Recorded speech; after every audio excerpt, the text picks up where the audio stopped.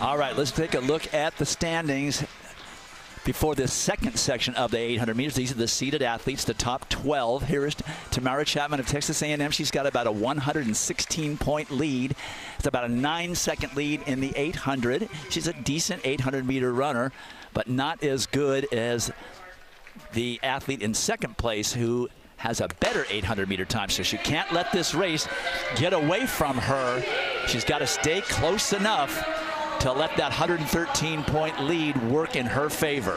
Well, Jaden O'Brien in second place from Notre Dame. She has run 2:11, and that's about 5 seconds faster than Timara Chapman has run as a personal best.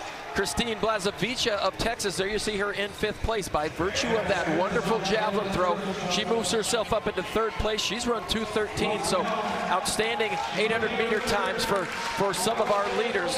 And you get a look at Anika Williams in there from Oregon. She's currently in 8th place. She would love, or excuse me, she is in 5th place. She would love to stay there, score some points for the Oregon Ducks, but she's not a great 800-meter runner. Dan, how would you describe the way that these women's legs feel after competing in so many events and now having to run this daunting 800 meters? Well, I thought the 1500 meters was difficult, but after coaching young ladies in the 800 meters, it's probably as daunting as the 15. That's Charity Huffnagel out front from Kentucky. We saw her compete in the open high jump earlier, and she's leading a really great group here in the 800 meters, pushing the pace. But this is her last collegiate competition. She has a 2:16 personal best, and she right now sits in 11th position, trying to move up into scoring position. So Huffnagel going out in 65 seconds, pretty ambitious for a converted high jumper. There goes Timara Chapman. She is leading now, and she's ahead of O'Brien, who has a better 800-meter time. So unless she falls down, she's got this baby wrapped up, because she's ahead of the person she needed to be within probably 15 or 20 meters of. Yeah, Timara Chapman running very inspired here in this 800 meters. Christine Blazovica needed to beat her by quite a bit. Same with Jaden O'Brien. But it's great when you have the lead and you can pass the person who needs to gain points on you. It's very inspiring, but Blazovica is going to come through with a strong finish, 2:14. Jaden O'Brien right behind her.